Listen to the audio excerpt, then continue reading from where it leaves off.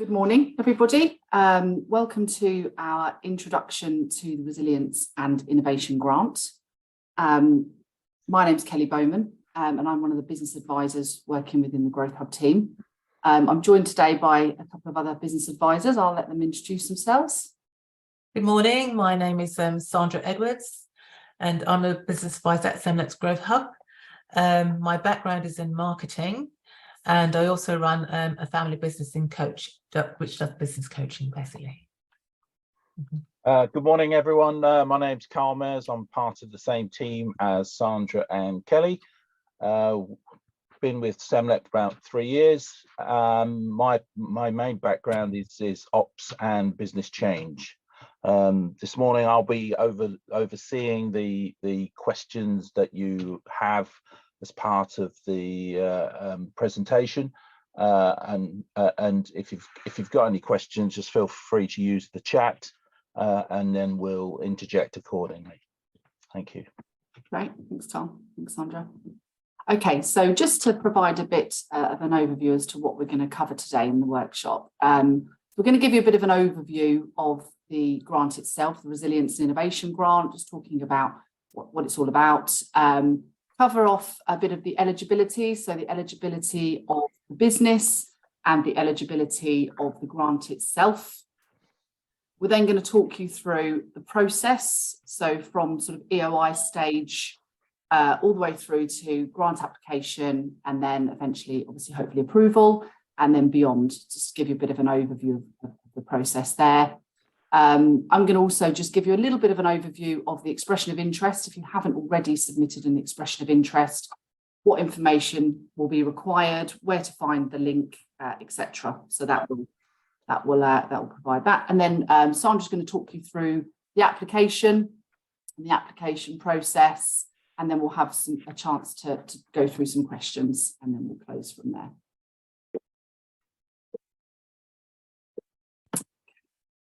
Okay, so just a little bit of an overview of the grant itself. So it's a capital grant of up to £50,000. The grant is a 50% match funded grant. So the maximum grant amount you can receive is 50,000, and you need to contribute, if you were to go for the maximum 50% of that would be match funded. The project will need to be aligned to some of our key themes that we've set into the guidance notes, which are growth and resilience, innovation, and sustainability and decarbonisation.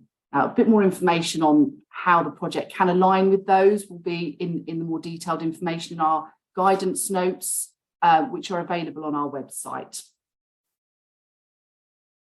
Okay, so eligibility of applicants. So obviously you need to be based in the South East Midlands, which is Milton Keynes, Bedfordshire and Northamptonshire. Must not be an undertaking in difficulty, and must be able to demonstrate that you haven't exceeded your minimum subsidy control allowance. So that would be another requirement. And the grant that would be awarded would be proportionate to the size of the business and the project itself. So those will all be taken into consideration when being approved by the grants team. Okay, so it is a capital grant. I've just listed some examples here. This is not limited to what's covered under capital expenditure, but just to give you a little bit of an overview, it can be plant equipment and machinery to help you to bring a new product or service into the business. Commercial vehicles are covered, but it would need to be a sort of vital element to the project, not just the purchasing of vehicles. You'd have to sort of show how that's going to support those key themes within the project. And setting up a new establishment or improvements to an existing building can also be eligible. Fit out in itself wouldn't be eligible, but again, if it's modification of an existing unit, or you're moving into a new unit and there's certain features that would be part of the project, that would be a consideration. But it is worth mentioning that if planning permission is required, you'd need to have that in place before the grant would be approved. Okay, so just a little bit of an overview of how the process works for this particular grant. So as I mentioned, the expression of interest is now live on our website. And after the workshop, we're going to send you a copy of these slides just for reference. But we're also going to send you a link to our website so you can see exactly where the information is, the expression of interest, the guidance notes, application form and assessment framework, which is how your expression of interest and application form will be scored. There's a bit of an overview there as to the sort of elements that the grant team will be scoring your application on. So submission of expression of interest is the first part of the process. We don't have a deadline for this particular grant unless we get an influx of expressions of interest. They're going to keep it open and obviously just process them as they come through. You will have an opportunity to talk to a business advisor. We're here to help you. We want you to have a successful application. So any support that you need, please don't hesitate to ask. And that's ahead of submission of expression of interest. And obviously when you start to look at filling out an application form. So once you've submitted your expression of interest, it is an online form. It isn't a downloadable document, unfortunately. The expression of interest for this particular grant, it isn't a huge amount of information initially, as opposed to our other grants. So hopefully, if you have all the information to hand, you can sort of fill it out relatively quickly. The application deadline for the first application deadline is the 15th of September at 5 p.m. and then it'll be bi-monthly after that. So again, speak to the business advisors if you need any help or you need clarification on any dates or the process itself, more than happy to help there. The grants team will then use their assessment framework to score your application, and then all being well, you will have an opportunity. So if there are any queries that come through, if anything's missing or we need to get some clarification, there will be an opportunity to do that. So again, if we hear back from the grants team, we'll be back in contact just to make some, clarify any points that they've raised. That application form will then go to a grant panel. Again, these I believe will be bi-monthly. We don't have the dates for those as yet. So that will be how the panel work. And then hopefully all being well, they will be approved. And then from then on, you'll be liaising with the grants team in terms of signing the relevant paperwork and monitoring the outcomes and the evidence that's required going forward. So the expression of interest, as I say, is the first step in the process. If you haven't already submitted an expression of interest form, that can be found on our website.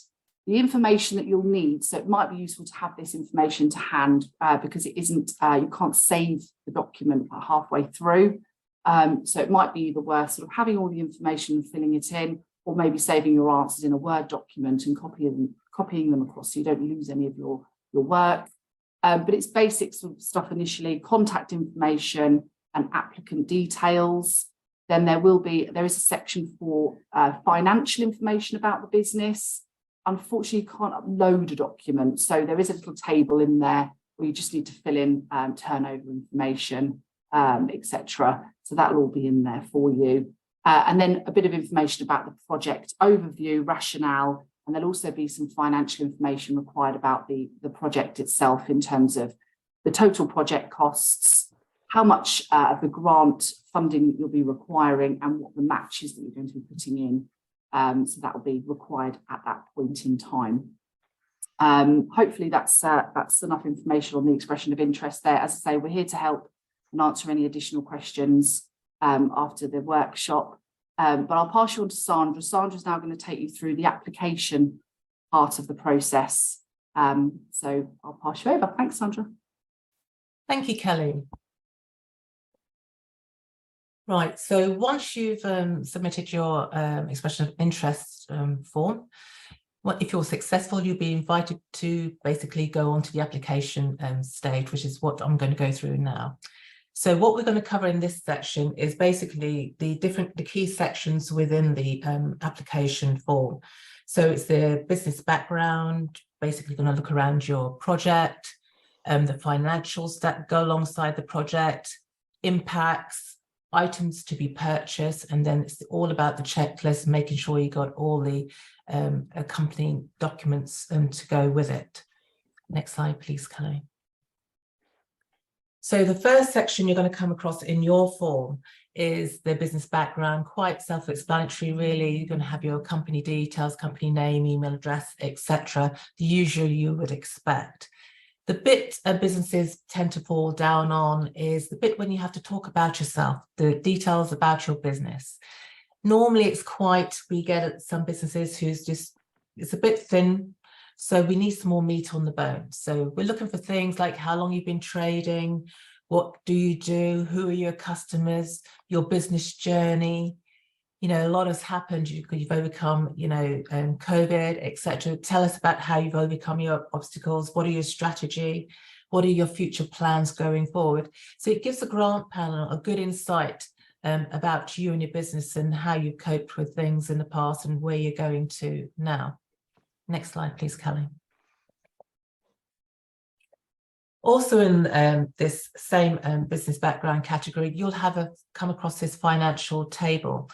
So you'll be asked to basically fill in the details for your last financial year, the current financial year, and of course the year that looks like after you've implemented your project. So all these boxes will need to be filled. I have to say at this point that where businesses have, you know, gone down in the past is because they've left gaps here or their figures have not aligned with their actual financial information. So make sure when you put figures inside these boxes here, they do correlate to actually financial accounts because they will be checked. Thank you, Kelly. Now, you'll come across a section where you'll need to talk about your project. So this is self-explanatory. You fill in all the information about what type of project you are having, you know, what services and products you will need or items you will need to deliver this project. You need the guidance, you know, read the guidance note as in terms of what you can and cannot use as a project under this grant. You'll also need to state what are your project impacts. So here we're looking at, okay, you've got your project, you know, are you going to create jobs? What kind of turnover are you going to get? What's your profit you're looking to get? And of course, how are you expecting to use the funds? You might think it's self-explanatory, is if you've got a smaller project, but if you've got a bigger project where there's lots of different items and not all of those items are funded by the grant, then it needs to be clear exactly what funds are you using towards which items of your project. You'll come across a section where you'll have to put the project financials around your project. So here we're asking you things like, okay, what's the total cost of your project? And what amount of grant do you want to contribute towards it? So you might have a project of 100K and you might have a grant contributing over 50K, for an example. You will need to provide match funding, and we will need to know where you're getting this funding from. For example, it has to be 100% private funding, so from your own reserves, so you can't use other grants to fund it, for example. You have to make sure that your project completion date falls in line within the program deadline for that, which is the 31st of March 2025, which is quite a bit of time. So you should be able to fit your project within that. And we need to know, you know, would your project, you know, go ahead if you didn't have this funding? And some businesses tend to, well, how should I ask that? And typically the most common way of answering that is basically, well, yes, it would go ahead, but you know, it won't go ahead to our timeline because of X, Y, and Z reason. Okay. So we're going to focus a little bit on the impact side, because this is a part of the form where the grant team are going to be heavily scoring your application against. So you'll need to show 3 elements. You need to show how your project is going to impact in terms of growth. What we're talking about here is more jobs, turnover, profit, etc. How is it going to impact in terms of innovation?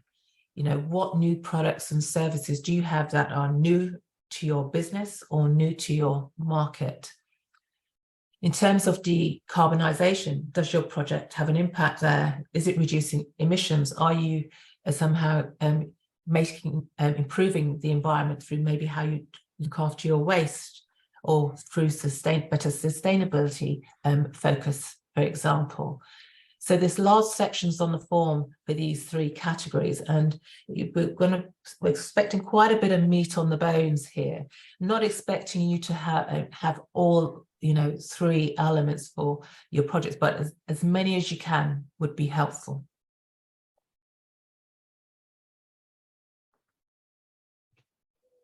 You'll come across a section within the form where you'll be presented with a table. The table is there for you to list your items to be purchased, that these are the items that your grant is going to be covering.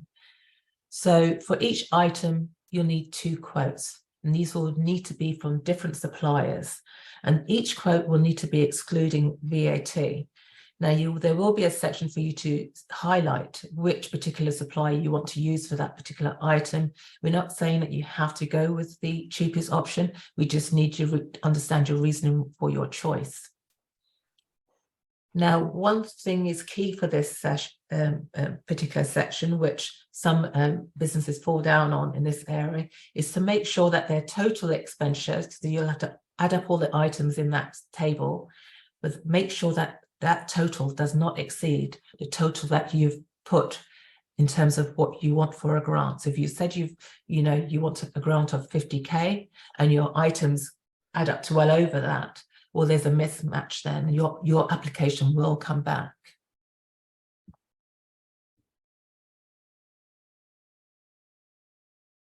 I think we need to go the other way there, Kelly. Okay. There we go. Okay. Switching back.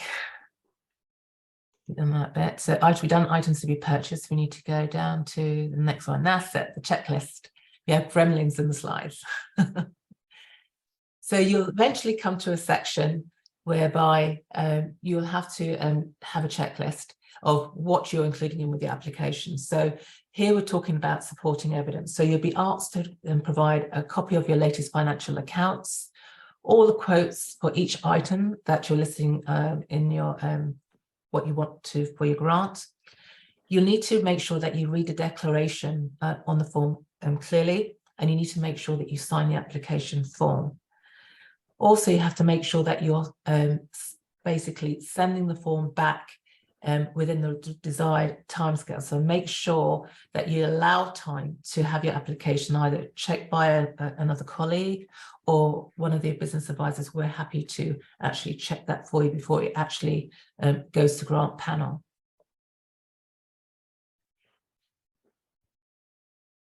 Okay, next slide. Okay, so that's in a nutshell where the grant application is, but some hints and tips the grant team has put forward for you. And they can't stress enough, top on the list is read the guidance notes, because one of the main things it's obvious in applications is when a business hasn't read the guidance notes. Now you need to make sure that this grant is the right fund for your project. So don't squeeze it if it don't fit, okay? And you need to state clearly what you want to do and why. Sounds simple, but when your project's big and there's lots of different elements, it's not always clear what specifically you want the grant for and why. All sections of the application form need to be completed, and you need to allow enough time to make sure that you're meeting the deadlines to get this all done. Please make sure all your financial figures correspond and add up, and they tie in with the actual financial documents that you will be sending in addition with the application form. And please do make sure you either get someone else at your business to read it, or get one of us business advisors to read it as well. So the timeline for what happens next. Well, your first point of call is to submit a expression of interest form. Once you've done that, if it's successful, within 5 days of receipt, a business advisor will contact you to go on to the next stage. Once you've completed the application form, your deadline to submit it is the 15th September by 5 p.m. Now, if this deadline is too soon for you, because this is a rolling grant, there's a deadline every 2 months, and so the deadline, so it's the 15th of every month, so it's the 15th of November, January, and all the months you see there. So you pick a month that actually suits your time frame.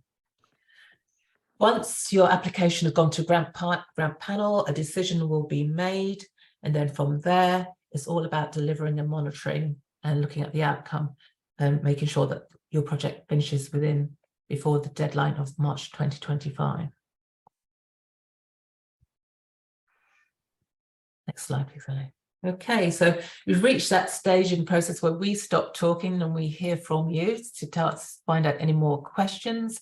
Myself, Kelly, and Carl are here to answer any of your questions. So over to you.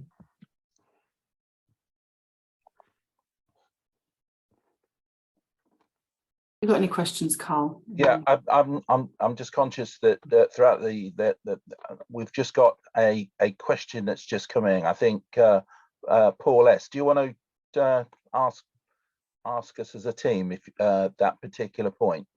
Yeah, can you hear me? Yeah. Okay, so I'll just read out what I put in the group. But if we're looking at a project that includes both revenue and capital purchase requirements, and let's say the split's 50-50. So 40k is revenue, 40k is capital. Does the grant only cover 50% of the capital element, or will it cover 50% of the total project cost? The grant is for capital only, so it wouldn't cover on the revenue side. I think it's just a capital grant. I think, Paul, I think we've had a conversation, haven't we? Mm-hmm. Yeah, so related to the project that we've discussed, if it would the answer to your question is it's 50, it would apply as the same. It would be a 50% match Of the capital amount, not of the project amount. on the whole project total. Sorry, if your project is exceeding 100,000, obviously that the maximum amount of grant available is 50,000. So the different elements of your project, it would be classed as the one project, if that makes sense. So it would be up to the 50,000 grant amount.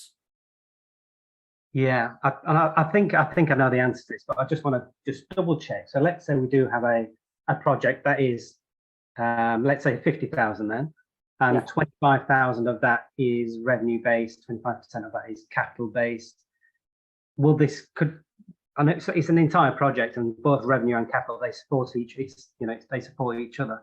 But would we only be able to claim 50% towards the capital element of that portion of the cost? Do you get what I'm saying? Yeah, I understand what you're saying. What I'll do is I'll get some clarification on that, because obviously we've had a more detailed conversation about your project. So what I'll do is I'll give you a call after the workshop if you're available, and we'll run through it. Is that okay? Yeah, brilliant. Thank you. Perfect. Thank you.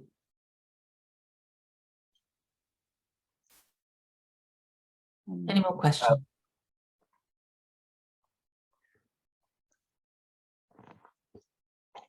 Hello. Okay. Yeah. We've just got another question coming. It looks. Is that Paul Bayliss? Bayes. Is that Paul? I think there's another. All right, he doesn't have a mic to chat. Doesn't have a mic. Yeah. Please, could you give examples of eligible capital costs with commercial vehicles, for example? Would it include articulated construction vehicle? That's a yes. Obviously, the key with this grant is to ensure that you're being guided by the criteria that's stipulated in the guidance notes, which is reinforcing those three key areas of innovation, and business recovery and sustainability. So the answer is yes, it would do.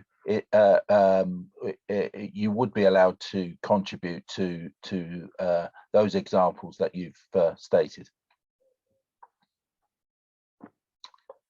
Okay, we've got another question come in. Is that Brian? Would custom software solution be acceptable as capital expenditure? Software isn't included as a capital spend, I'm afraid. So that is a no. Okay.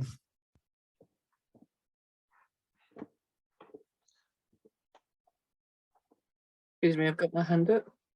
Okay, I'm just checking. Okay, do you want to go ahead? I can't see your hand raised in the chat, please. So do you want to just ask your question? Yeah, thank you. Mary Turner Halls here. A couple of things actually. So I think when Sandra was reading through the possible match sources, I believe you were saying that 100% of the match needed to come from private sources, and I think you actually referred to it coming from the resources of of our own company. Was that the case? Is that what you're thinking about, the match, that it is just coming from our own company, or can we go for other grants to support it? Well, but the guidance notes say that the match funding needs, by private funding, I mean your company reserves, or it can be a loan from a bank, but not actually not any public funding. So nothing, no grants, no public funded grants. Okay, so if it was a grant, if it was a grant from a trust or something, i.e. not publicly funded, is that allowable? Or I think it may. We've got some questions and answers. We've got a document on there, and it actually does mention about trusts as being possible to match with it. So I think that would be okay. But I'll just double check. I'll get some clarification on that, Marion, just to be 100% sure on that. And then I might give you a call. Are you around after the workshop for a call at all? yeah, Cam, I do need to do something, but I could. If you allowed an hour, then it would give me time to finish off something I've got to do. Of course, yeah. I'll give you a call after. And the other question was about I mean, I joined the information. Sorry. I think we've got somebody who's not on mute. Sorry, Marion. Okay, I joined the growth and innovation funding session last week, and I mean, I might have missed this, but can you explain the relationship between these two grants? What the aim of this one is, as opposed to the one that we went through last week? And I mean, if the organisation I'm representing went for a capital grant to do one thing using the Growth and Innovation Fund, and went for a different grant through this to do other capital works to do with the business, is that a possibility, or is that completely out of the question? I mean, can you have two grants to benefit those? I think we talked about that, didn't we, Carl? Yeah, look, you cannot apply for both grants, is the answer. Okay. And I think I know. I think I know the company you're actually alluding to, and we've responded, I believe, clarifying all those key questions, I believe. And if not, we can share some of that information with you, not specifically to determine and hopefully answer those queries that you particularly have. Thank you very much.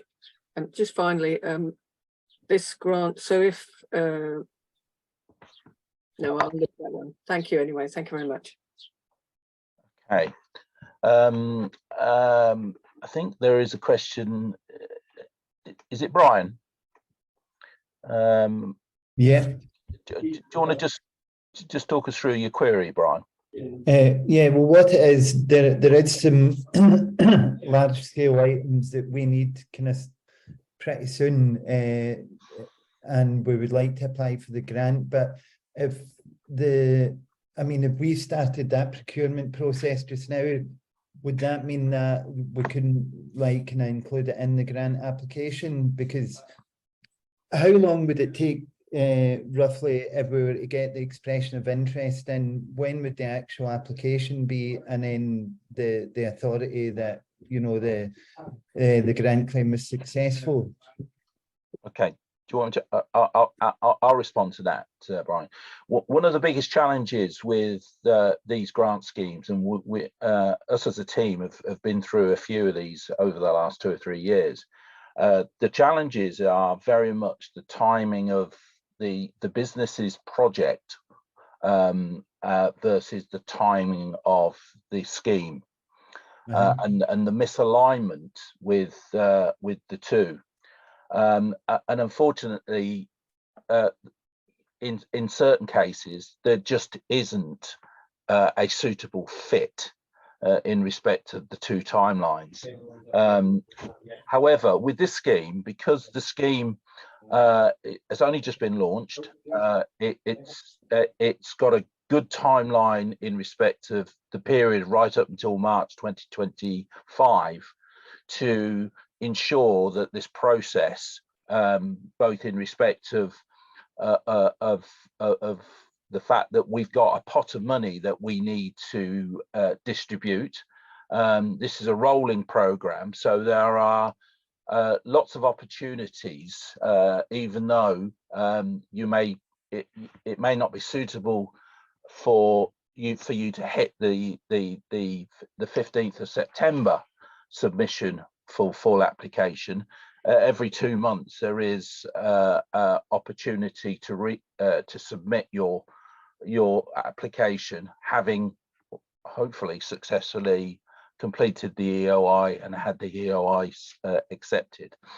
So it is a bit of a match piece, but just the final point to we can't accept retrospective spend on projects that have either started and have incurred cost and then get submitted for the grant. Okay, So, I thought that would be the case. Just to answer another question then, just to get an idea, if we were to put our expression of interest today, would it be like the 15th of September after that, before there was an acceptance of and then the full application, or would that come sooner? if you, Kelly, do you want to respond? I was just going to say, obviously, it's difficult to sort of say with timing, just purely because if there are any queries that come back from the grants team, that can sometimes take a bit of time to sort of gather that information. But the first deadline for applications is the 15th of September. So all being well, if you were to submit your application form as soon as possible, get your expression of interest as soon as possible. The application form is actually available now on the website. But obviously, you'd need to have approval of your EOI before you move on to the next stage. But you can certainly start having a look at it and look at the information that's required ahead of that if you wanted to. But as I say, the panel will meet bi-monthly as well. So I think October, that I've heard some noises that potentially there could be a panel in October, but we haven't had a date set for that as yet. Just to give you a guide, Okay. It takes between sort of 3 and 4 weeks to process those applications, ensure that the relevant quotes are there and all the other associated documentation for it to go to panel. When it goes to panel, it can be approved relatively quickly, and then obviously it all depends. Obviously you're then asked to sign documentation and get it back. So it's a bit of a two-way street in terms of how quickly things can happen. So I would just recommend if you do submit the expression of interest, get to the point where you are submitting an application form, just ensure that everything is there and all the boxes are ticked so that there won't hopefully be any questions from the grant team. Okay, that's fine. If I could Thanks, just add Kelly. one other thing, I would strongly recommend, Brian, that you gain the support from one of us, even at an EOI stage, because I think it helps the processes of the checks and balances that both the grant team fulfill in respect of their vetting process before it even gets out or sent back out to us to go forward to full application. The key challenge for us as a business advisors team is to give clients as much support as possible, so that when any submission that goes into the grant team, and this applies both to EOI and full application, is to make the life of the grant team a little bit more easier to be able to say yes and subsequently pass it through to the next stage. And then when it does go into the grant board for assessment, it's easy to understand, that they feel comfortable, that they understand the project, and the boxes can be ticked in respect of the key areas that they're looking for. Hence why we've included the scoring system. And again, read all that information that's on the site to allow you to understand at every stage how the application can be a success in getting through the process.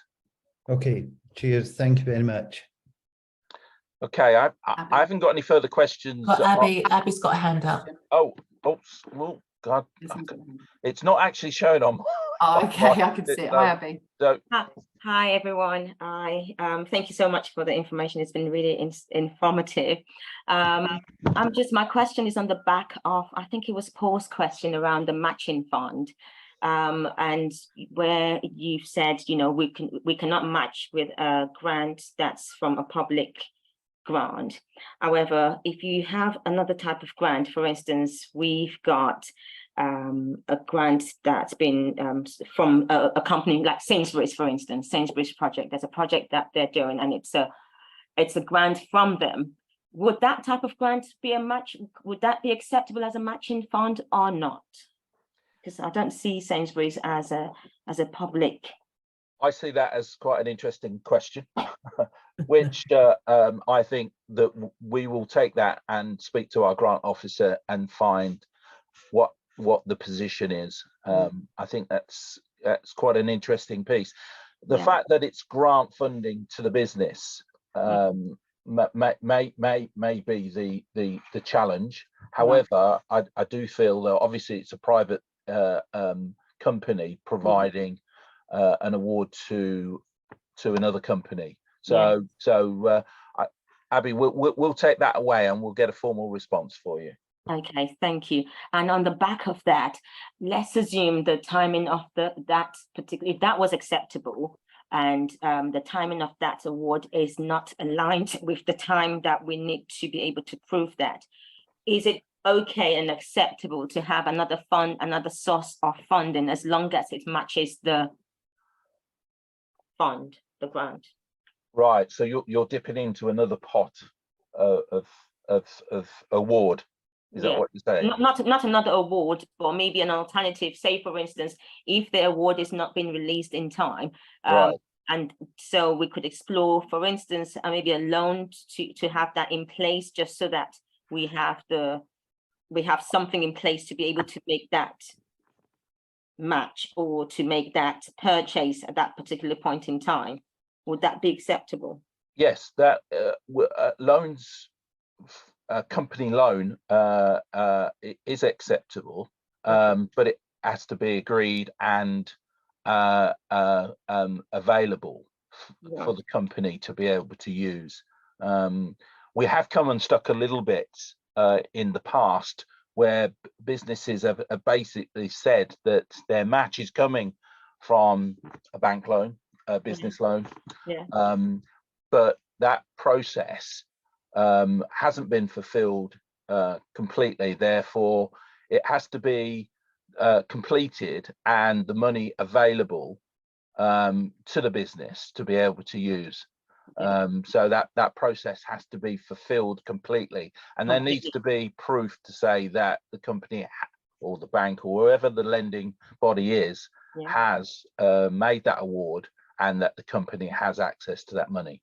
Okay, thank you so much for that. And is that at the point of the full application or at the point of the expression of interest? That's at the point of application, full application. At the point of full application. Okay, thanks. Okay. Are there any other questions, Carl? I can't see anything else in the chat, and unfortunately, I don't think there's the gremlin definitely in the system, because I can't see anybody raising their hand. So if there's no other questions, I'll hand back to Kelly to wrap up. Well, here is our email address. So if you did have any questions you want to email across to us, feel free, and we can come back to you or get some clarification from our grants team. Obviously, there's lots of different types of questions coming in. So what we're trying to do is we've got a questions and answers sheet on the website, which we're constantly updating just for people to have access to, should they want to sort of run through some frequently asked questions and see from there. Feel free to contact us if you have any questions, and feel free to contact us if you need any support with sort of any clarification or guidance on your expression of interest submission, or going forward your application. We're here to help, as Carl mentioned. You know, we really want to support businesses with successful applications, so please don't hesitate to ask. You will be getting copies of the slides from today, just for reference, and us also send, just to take you directly to the area of the website, the link where you can find all of the relevant documentation, the guidance notes, assessment framework, application form, expression of interest link, and I think the YouTube channel has got all recordings of all the other workshops as well, so feel free to have a look at that if you wanted to rewatch any of those. And yeah, we'll just close for now, but as I say, please get in touch if you need anything else, and thank you very much for coming. Thank you. Enjoy the rest of your day. Take care, everyone. Bye-bye. Cheers. Thanks very much. Thank you. Cheers. You guys. Bye.